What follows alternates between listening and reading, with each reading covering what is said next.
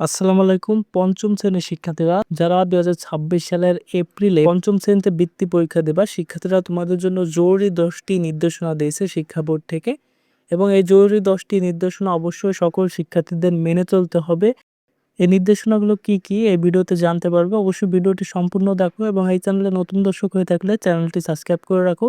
তো দেখতে পাচ্ছ স্ক্রিনে যে প্রথম যে নির্দেশনা সেটা হচ্ছে পরীক্ষার্থীকে প্রবেশপত্র সহ নির্ধারিত সময়ে পরীক্ষার হলে উপস্থিত হতে হবে এবং প্রবেশপত্র ছাড়া কেউ পরীক্ষায় অংশগ্রহণ করতে পারবে না। তৃতীয় নির্দেশনা হচ্ছে পরীক্ষার হলে প্রবেশপত্র ছাড়া অন্য কোনো অনুমোদিত কাগজপত্র যেমন ক্যালকুলেটর, মোবাইল ফোন বা অন্য কোনো ইলেকট্রনিক ডিভাইস আনা যাবে না।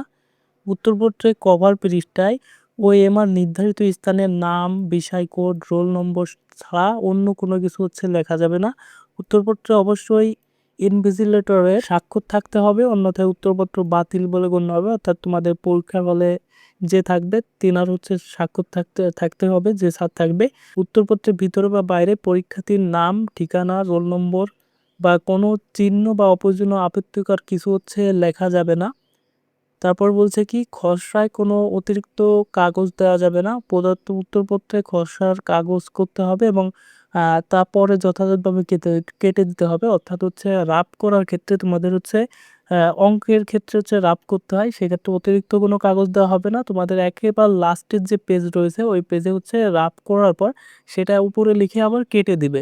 তো তার পরবর্তীতে বলছে যে প্রদত্ত উত্তরপত্র ছাড়া টেবিল, স্কেল, নিজ দেহ বা অন্য কোথাও পরীক্ষার্থী কোনো কিছু লিখতে পারবে না। অর্থাৎ কাগজপত্র ছাড়া টেবিলে বা স্কেলে বা হাতে নকলের বিষয়টা এখানে বলছে, সেটা তোমরা করতে পারবে না। তারপর বলছে প্রশ্নপত্র বিতরণের পর ১ ঘন্টা অতিবাহিত না হওয়া পর্যন্ত কোনো পরীক্ষার্থী পরীক্ষার হলে বাইরে যেতে পারবে না।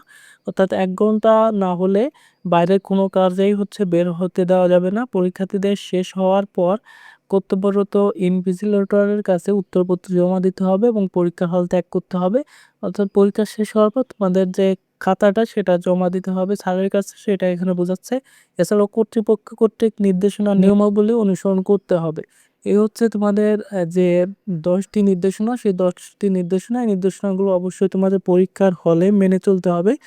তো শিক্ষার্থীরা, এই ছিল পঞ্চম শ্রেণীর বৃত্তি পরীক্ষার একটা গুরুত্বপূর্ণ আপডেট। তো আজকের ভিডিওটা এখানে শেষ করছি। ভিডিওটি ভালো লাগলে অবশ্যই একটা লাইক দেবে এবং বন্ধুদের মাঝে অবশ্যই শেয়ার করবে।